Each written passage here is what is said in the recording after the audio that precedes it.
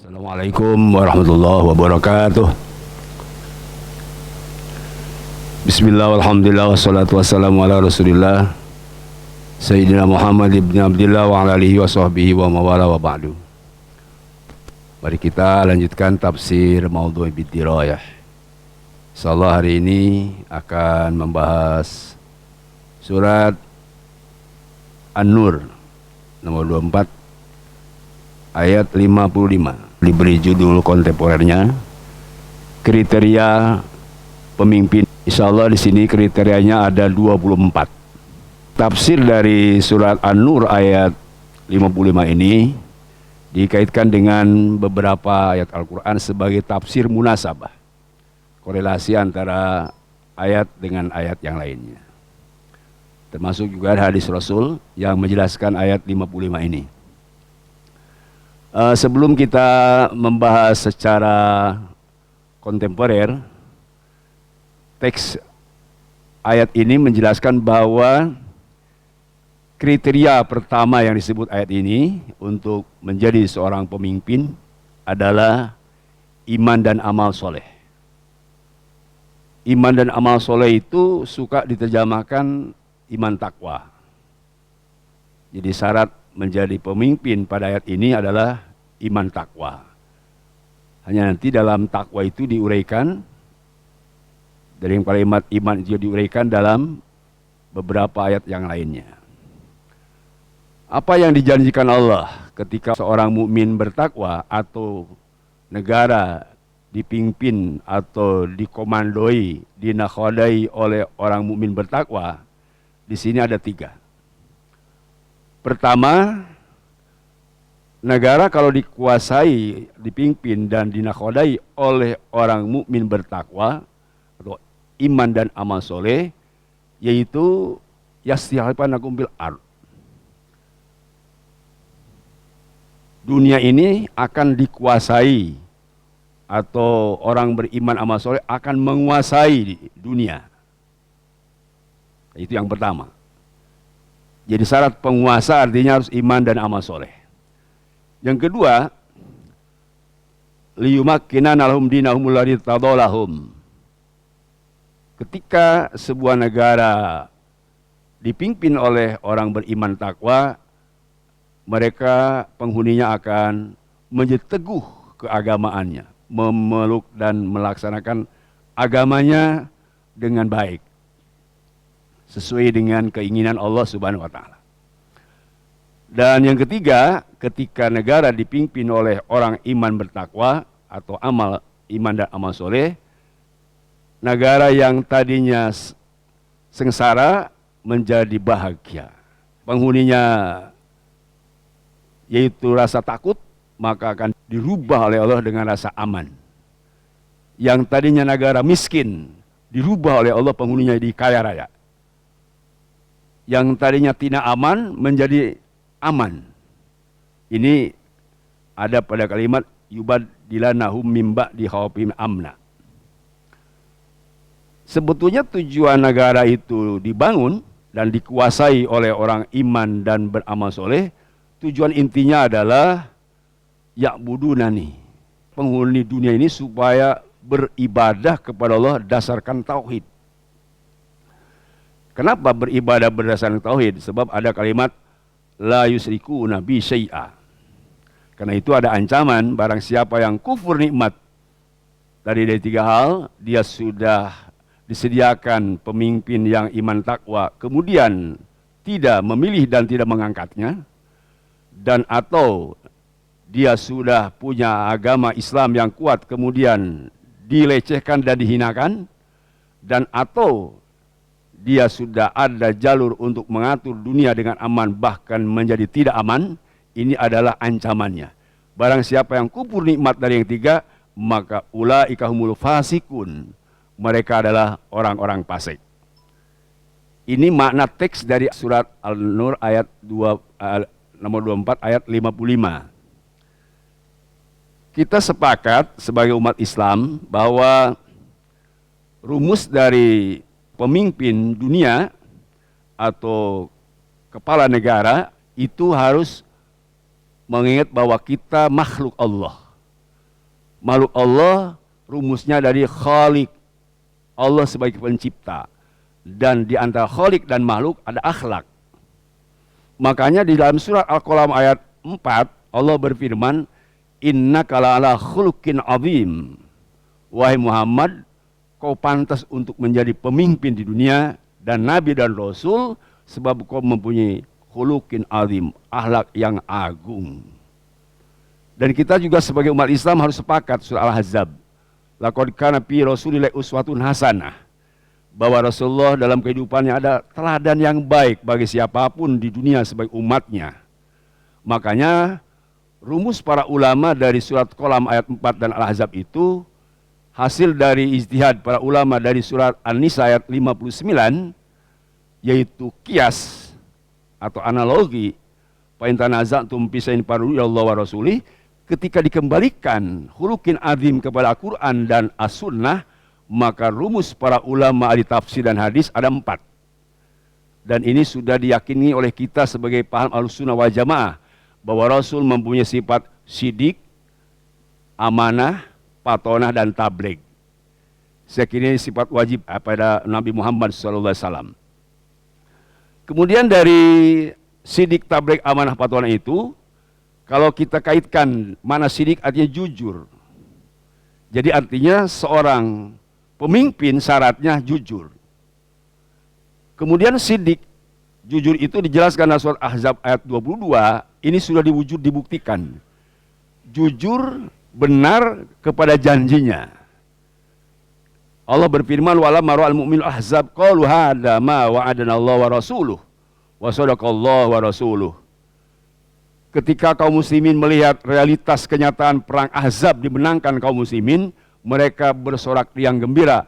Hadza ma wa'adallahu wa rasuluh. Ini kemenangan sebagai pembuktian dari janji Allah dan Rasulnya. Diperkuat taksdik wa sadaqallahu wa rasuluh. Memang Allah dan Rasulnya benar. Dan kita sebut sadaqallahu azim. Makanya dalam tafsirnya, sidik atau benar fil wa'di, ketika berjanji. Di dalam ayat berikutnya, wa ma azanahum illa iman wa taslima. Ketika perang Ahzab menang, bagi mereka yang muslim tidak bertambah kecuali keyakinan yang mantap dan penyerahan diri total kepada Allah. Itu tasdiqan wa tasliman. Atau tadi imanan wa tasliman. Kemudian kalau kita melihat rumpun-rumpun berikutnya sebagai tafsir dari kalimat sidik ini, kalau tadi jujur dalam berjanji, maka di dalam surat Al-Qalam berikutnya itu ada 12. Bapak bisa menjumlah nanti apa betul 24 dari sidik tabligh atau amanah ini. Kita bisa melihat. Pertama, kita lihat di dalam surat Qalam. Allah berfirman, wala tuti'il mukadzibin. Wahai manusia, terutama umat Islam, jangan kamu mengikuti kepada orang yang suka berdusta, yang suka berbohong, membuat hoak. Fala tutil mukadzibin. Tidak boleh kita mengangkat pemimpin atau kepala negara atau RT, RW dan lain sebagainya, orang yang berbuat dusta. Sebab syaratnya tadi syidik. Kemudian berikutnya ada 12 semuanya. Waddu la tulhinun fayulhinun. Mereka itu ingin supaya umat Islam lunak, ingin supaya masyarakat dan rakyat ikut kepada mereka. Kata mereka, kalau rakyat ikut kami, kami akan ikut kepada keinginan rakyat. Padahal itu tipu-tipu belaka, alias dia melintirkan keinginannya yang tidak benar. Bahasa kitanya artinya menipu. Jadi yang kedua di dalam surat Qalam ini, jangan diangkat pemimpin yang suka menipu. Kemudian berikutnya,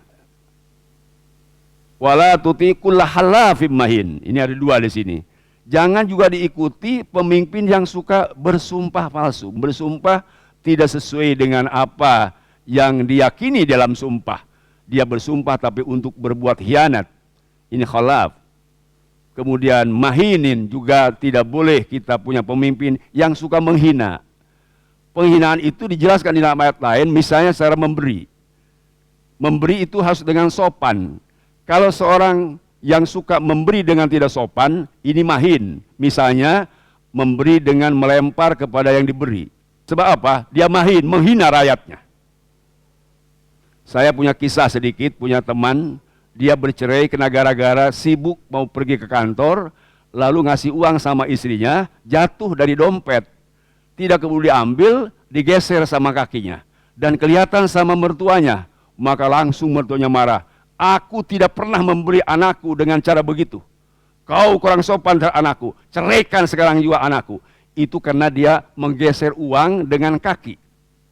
Ini contoh saya, Pak, supaya Bapak lebih jelas bahwa penghinaan itu diantaranya ketika memberi. Tidak boleh dengan cara menghinakan yang diberi. Berikutnya, hammazin. Hammazin itu artinya suka, hammaz, kalau mencerca itu hammaz. Kalau memaki itu lumaza. Jadi Quran wailul likuli humazati lumaza. Kecelakaan bagi orang yang suka mencerca maki. Marah nggak jelas alasannya. Kalau alasannya ada boleh. Terpuguh-puguh marah kayak orang kesurupan. Ini tidak boleh ya jadi pemimpin. Sebab hammaz amin itu artinya tidak boleh dalam Quran dan itu diancam kehancuran. Berikutnya masya'im binamim. Dia pergi ke sana ke sini, pergi kemanapun dia pergi hanya untuk mengadu domba, membuat fitnah dan mengatakan sesuatu yang tidak benar. Berikutnya mana'inil khair. Tidak boleh juga pemimpin orang yang sudah mencegah kebaikan atau tidak pernah berbuat baik. Tapi tafsirnya mana'inil khair, mencegah kepada orang yang berbuat baik. Kita bisa dipahami kalau misalnya ada orang yang suka mencegah kebaikan, itu tidak boleh diangkat jadi pemimpin. Berikutnya adalah mu'tadin. Mu'tadin orang yang melampaui batas dalam tindakannya. Kalau melampaui batas itu disebut yang berperi kemanusiaan. Kalau melampaui batas itu di luar peri kemanusiaan. Kenapa? Sebab manusia harus dimanusiakan. Caranya harus manusiawi. Tapi tidak ada peri kebinatangan. Kalau manusia bersifat binatang itu mu'tad. Melampaui batas kemanusiaan. Tidak boleh seperti binatang. Ini adalah mu'tad berlebihan dalam tindakan kezolimannya. Berbeda dengan zolim saja. Jadi mu'tad itu berlebihan dalam kezolimannya. Itu tidak boleh. Kemudian athimin yang selalu berbuat dosa. Terus menerus berbuat dosa tidak ada henti-hentinya. Dan utulin. Tidak pernah mau menerima pendapat orang. Itu adalah utul. Karena itu ba'dal kazanim. Kalau memang punya keras hati, maka disebut oleh masyarakat dia memang keras kepala. Sebab dari hati naik ke atas. Jadi keras kepala itu akibat dari qaswatul qulub. Hatinya memang keras, membatu. Ini masalah tadi sebut ba'da dari kazanim. Yang berikutnya ankana dzamali wa banin. Kalau dia hanya bergabung dengan orang-orang kaya atau memelintir orang-orang kaya supaya mendukung dia atau memelintir rakyat supaya mendukung dia. Kita kisah Nabi Musa dan Fir'aun. Sebenarnya Fir'aun itu kalau kita lihat dia tidak kaya. Yang kaya itu adalah Korun. Fir'aun itu tidak pintar, membuat piramid itu yang buat adalah Haman. Jadi kalau ada seorang pemimpin didukung oleh para pengusaha yang sukses, kemudian kesuksesan itu supaya didukung oleh kekuasaan, itu adalah ankana dzamali wa banin. Baik, berikutnya kita kenal sifat Rasul adalah punya amanah. Amanah itu apa? Kalau Bapak lihat dalam surat As-Su'ara sampai 4 kali Allah menyatakan bahwa Rasul adalah Rasulun Amin. Ketika berhadapan dengan masyarakat, Rasul menyampaikan, ini lakum Rasulun Amin. Aku ini adalah Rasul yang amanah. 4 kali kata-kata amin di dalam surah As-Su'ara. Rasulun Amin, ya, di dalam ayat 107, kemudian 142, 162 dan 178. 4 kali disebut kata-kata amin. Kenapa? Sebab Rasulullah diangkat sebelumnya juga sudah punya namanya Al-Amin. Ini artinya satu dari kata amanah, Al-Amin. Kemudian yang berikutnya kata amanah juga di dalam ayat lain pada Allah berfirman, Ya ayyuhalladzina amanu la tahunullah wa rasul. Wahai orang beriman, janganlah kamu mengkhianati Allah dan Rasul. Bahkan wa tahunu amanatikum wa antum ta'lamun. Tidak boleh kamu hianat kepada orang yang sudah mempercayakan kepada kamu. Kamu kok tiba-tiba tidak amanah? Orang sudah percaya kepada kamu. Kamu sendiri mengkhianati amanah rakyat. Jadi kalau ada orang yang mengkhianati rakyat, itu tidak boleh diangkat jadi pemimpin. menurut ayat tadi coba, ayat Al-Anfal 27 ya. Wa tahunu amanatikum wa antum ta'lamun, kamu mengkhianati amanah rakyat.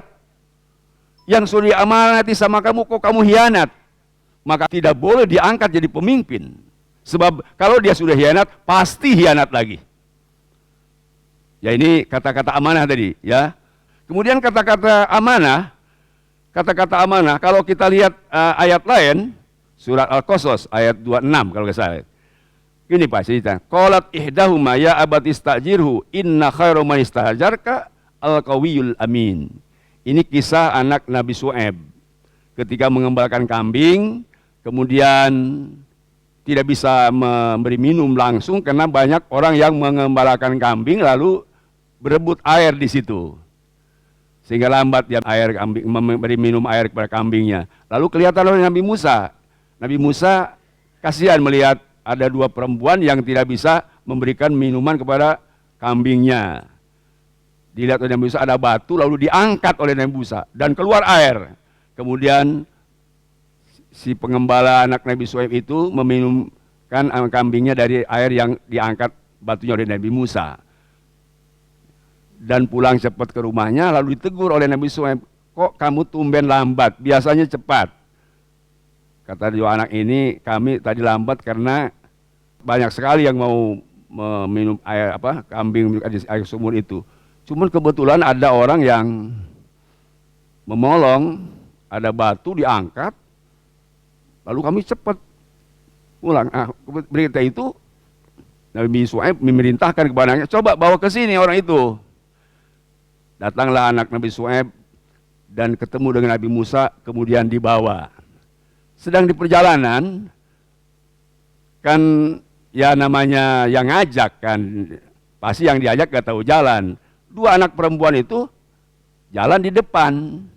Kata Nabi Musa, jangan di depan, di belakang, jangan di depan, aku aja yang di depan.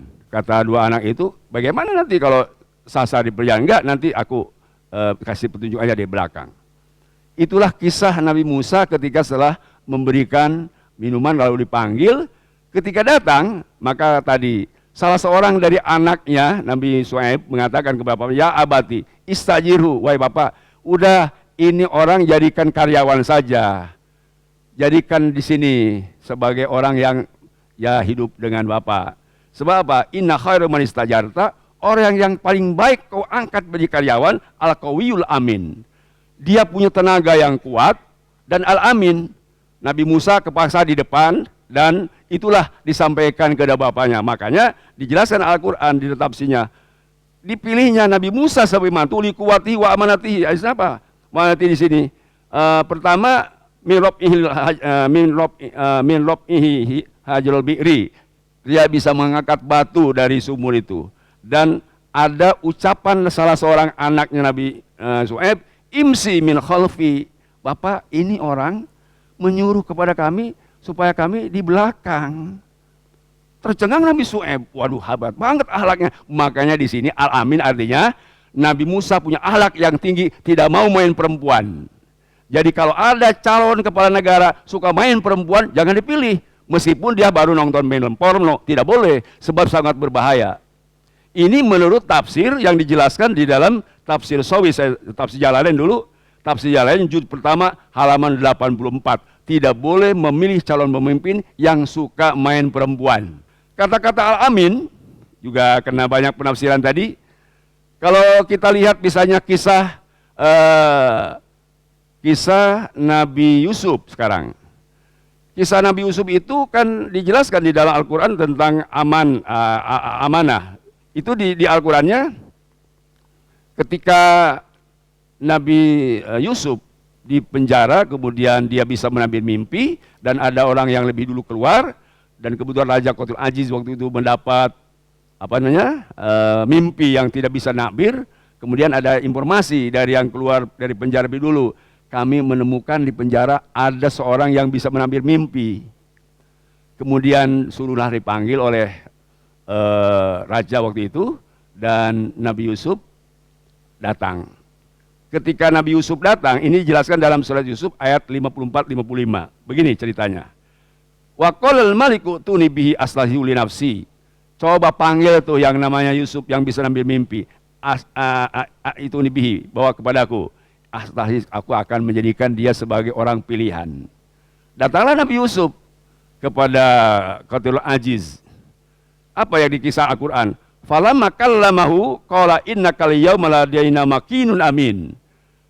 Setelah aku lihat kamu itu ternyata setelah dialog dialog antara Nabi Yusuf dan Qatilul Aziz, innakal yawma, hari ini kau ladaina kami makinun amin. Orang punya kedudukan terhormat dan amin. Amin di sini amanah karena Nabi Yusuf pada saat itu kelihatannya orang yang cerdas, orang yang bijak, orang yang santun. Dan maaf, postur tubuhnya tidak diragukan. Jadi tertariklah Qatilul Aziz. Jadi kata-kata makinun amin pertama dzu makanah. Apa dzu makanah tafsirnya? Orang yang jelas statusnya, jelas identitasnya. Dzu makanah, makin di sini. Jelas identitasnya, yang 10 sudah saya sampaikan. Pertama namanya jelas, alamatnya jelas, nomor HP-nya jelas, statusnya nikah, belum nikah jelas, Nabi Yusuf waktu itu belum nikah. Kemudian agamanya jelas. Kemudian pendidikannya jelas. Pendidikannya Nabi Yusuf dididik oleh Allah langsung, wahyu. Jadi pendidikan harus SD, SMP, SMA, S1, S2, S3 jelas. Jangan memilih yang pendidikannya tidak jelas. Dan hobinya harus jelas, hobinya. Tidak boleh pemimpin yang tidak hobi jelas. Misalnya Bapak kalau ada pemimpin 1 hobi baca Quran, 2 baca komik, Bapak mau pilih mana? Kita jelas harus pilih orang yang baca Quran. Misalnya, hobinya juga harus jelas dan terutama tadi status kewarganegaraan, ya. Itu yang 10 tadi. Ada negara asing, tapi sesuai Indonesia, ada negara pribumi. Bapak mau pilih mana? Apalagi status agama. Ini jadi dzu makanah, saya lihat tafsirnya, dzu makanah artinya rutbah. Dia punya kedudukan tinggi dan qaribul manzilah. Memang karena punya kedudukan tinggi, bisa dia jadikan seorang pejabat yang dekat kepada raja, wazir, menteri, kira-kira begitu. Dan ini adalah kisah Nabi Yusuf. Ini yang berapa tadi? Yang tadi apa? Punya identitas jelas. Ternyata ketika dialog Nabi Yusuf itu dengan Raja Qatilul Aziz, seperti yang sudah sampaikan 2 bulan lalu. Pertama Nabi Yusuf baca Assalamualaikum. Assalamualaikum. Kata Raja Qatilul Aziz, bahasa apa itu? Ini bahasa Arab. Itu bahasa Arab, bahasa siapa? Ini bahasa kakekku yaitu Ismail. Nabi Yusuf setelah ngomong bahasa Arab, dia tidak ngerti bahasa Arab. Lalu ngomong bahasa Ibrani. Lagi-lagi kita, bahasa apa itu? Ini bahasa Ibrahim, kakeknya juga. Sedangkan menurut sejarah saya lihat di dalam tafsir Sawi, Qatilul Aziz itu menguasai 70 bahasa. Ketika dialog dengan Nabi Yusuf, lancar. Yang tidak bisa Qatilul Aziz 1 bahasa Arab, 2 bahasa Ibrani. Bahasa lain bisa. Nabi Yusuf ketika ditanya oleh Qatilul Aziz dengan bahasa Qatilul Aziz paham. Apa artinya? Seorang pejabat, seorang penguasa, apalagi kepala negara harus bisa bahasa. Minimal yaitu bahasa Inggris, minimal. Kan negara itu tidak lebih dari 70. Jadi idealnya memang seorang pemimpin seperti Qatilul Aziz mempunyai 70 bahasa. Ketika Nabi Yusuf lahir menguasai 72 bahasa. Jadi harus menguasai bahasa gitu ya. Ini sejarahnya seperti itu. Ini kan syarat kriteria pemimpin tadi. Kalau Bapak ingin tahu kan saya bertugasnya ngaji tafsir apa adanya. Kemudian kita melihat tentang kisah tadi Nabi Shu'aib. Nabi Shu'aib itu kenapa dia tertarik kepada siapa? Musa. Karena ternyata dia punya rekam jejak nyata. Bukan hanya cita-cita dan hanya visi misi. Jadi diceritakan oleh siapa? Oleh anaknya itu, ini orang punya rekam jejak nyata yang jelas, sudah bisa ngebantu. Bukan hanya cita-cita, bukan hanya sekadar visi misinya bisa buat orang lain. Jelas, kata anak Nabi Shu'aib, ini calon kita, ini yang jelas, rekam jejaknya jelas, begitu. Jadi harus dipilih yang punya rekam jejak jelas. Tidak boleh memilih aja visi misi, itu mah bisa orang lain membuat. Itu menurut surat Yusuf tadi. Berikutnya kata Al-Amin. Apa kata Al-Amin? Jadi mu'tamin ala sirri. Jadi dia bisa menjaga rahasia, amanah. Ketika sudah dipercayai oleh rakyat, dia mampu menjaga amanah. Seperti Nabi Yusuf ketika dipercayai oleh Raja Aziz, apa yang disampaikan Nabi Yusuf? Inni hafidhun alim. Ini hafidhun alim. Aku orang hafid, bukan hafid Quran. Aku mampu menjaga rahasia negara. Dan alimun, aku juga berilmu pengetahuan. Itu nanti alimun masuk kepada patona. Oke? Berberapa tadi? 2 ya? 1 sidik, 2. Apa tadi? Amanah. Sekarang patona. Apa patona itu? Patona itu Pak, kalau kita lihat Al-Quran, itu kecerdasan. Patona itu cerdas. Ya, orang patona itu cerdas. Seperti yang saya sampaikan juga minggu lalu, siapa yang cerdas itu? Di antaranya Nabi Ibrahim alaihissalam. Jadi Nabi Ibrahim alaihissalam punya kecerdasan intelektual. Dan Nabi Ibrahim juga punya kecerdasan spiritual. Jadi ketika Nabi Ibrahim melihat bintang, sudah sejarahnya gak usah bilang ya. Kenapa Nabi Ibrahim melihat bintang? Sebab Nabi Ibrahim disimpan oleh ibunya di satu gua yang tidak bisa orang masuk ke situ karena ada menjaga. Kalau ada gua bisa masuk orang nanti ketahuan oleh Namrud. Tidak boleh ada yang lahir, gitu kan ceritanya. Ketika Nabi Ibrahim ada di gua, lihat bintang, hada Robbi, ini Robku. Ketika bintang itu tenggelam, saya tidak senang kepada yang tenggelam. Muncul lagi bulan, ini lebih besar daripada kemarin, ini Robku. Begitu tenggelam, aku tidak senang kepada yang tenggelam. Tidak percaya kepada Tuhan yang tenggelam, kata Nabi Ibrahim. Lalu muncul lagi matahari, ini Rob lebih besar lagi daripada bulan. Begitu terbenam, ini bukan Tuhanku. Itulah kecerdasan Nabi dari aspek intelektual dan aspek spiritual. Ini watilka hujjatun atana Ibrahim dijelaskan di Al-Quran. Ini dari apa? Dari patona. Patona juga kalau kita lihat surah Al-Baqarah, itu ada disebut wazadallahu bastatan fil ilmi wal jism. Ketika pasukan Talut akan melawan Jalut, sudah wanti-wanti, awas kamu diuji nanti di perjalanan ada sungai, jangan minum ya. Paman saya minum, pada samini minum di perjalanan ketika melawan Jalut bukan dari pengikutku. Tapi barang siapa yang tidak minum, bisalah ikut. Ternyata mereka pada minum air. Ila qalila minum kecuali sedikit. Pada minum air di perjalanan itu, kena panas, diminum itu air. Akhirnya ketika perang, hampir kalah itu. Cuman Allah memberi informasi akan ada kemenangan, yaitu yang ikut diantaranya adalah Nabi Daud. Wa qatala Dauda Jaluta. Nabi Daud membunuh Jalut. Itu dalam sejarahnya, biidnillah. Kenapa ketika mereka ragu bahwa Talut itu dijadikan raja, maka Allah memfirmankan, wazadallahu bastatan fil ilmi wal jismi. Memang ya masih bukan kecil, masih muda ya, masih muda usianya. Ada yang mengatakan 6 tahun, ada 13 tahun. Saya tidak harus bicara usia ya, pokoknya sejarah seperti itu. Tetapi dia zadallahu bastatan fil ilmi. Ilmunya luas sekali. Pengetahuannya, wawasannya, bisa wawasan keislaman, wawasan kebangsaan, wawasan kenegaraan. Hafal tuh Talut. Bastatan fil jismi juga badannya kekar, hebat. Jadi kalau pemimpin memang kudu hebat badannya. Dulu saya ingat ketika Pak SBY nyalonkan jadi presiden, saya datanglah ke kampung Pasarian ke atas. Kamu apa lupa lagi? Saya tanya, di situ siapa? Yang saya tanya, diantaranya ya karena waktu ada mahasiswa KKN, ini cerita saya. Saya tanya sama ibu-ibu, Bu di sini milih siapa? Milih Pak SBY. Kenapa Pak SBY dipilih? Kasep, cina bahasa Sunda. Karena Kasep dipilih, tanya mana boleh Kasep aja gitu. Nah ini maksud saya, betul di Quran wajadallahu bastatan fil ilmi wal jismi. Kalau memang air yang Kasep, Bapak udah salah pilih. Misalnya ini ada orang yang tampangnya kurang bagus sama orang.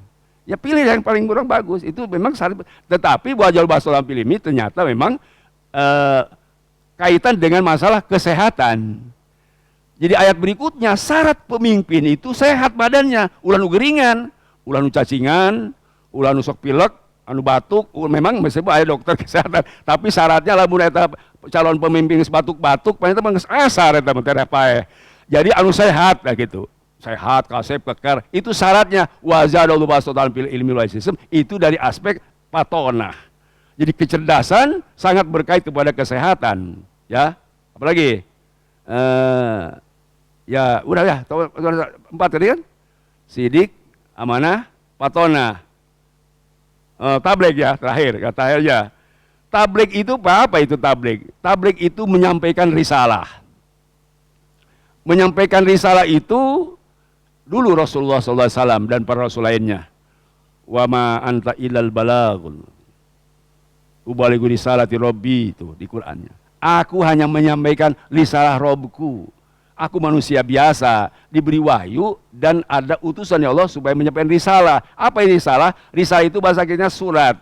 Surat, risalah itu lembaran-lembaran kertas wahyu dari Allah cuma ditulis. Kalau zaman Nabi ada dari daun, ada dari kayu, ada dari kulit dan lain-lain. Sekarang risalah itu artinya tulisan-tulisan hasil rumusan ya para ulama, kalau kita mungkin para DPR yang menulis di situ apa undang-undang, itu artinya risalah. Sampaikan risalah itu sesuai apa adanya. Jadi kalau sekarang kita misalnya ada sebagai badan eksekutif membuat atau melakukan seaturan, itu harus sesuai dengan legislatif.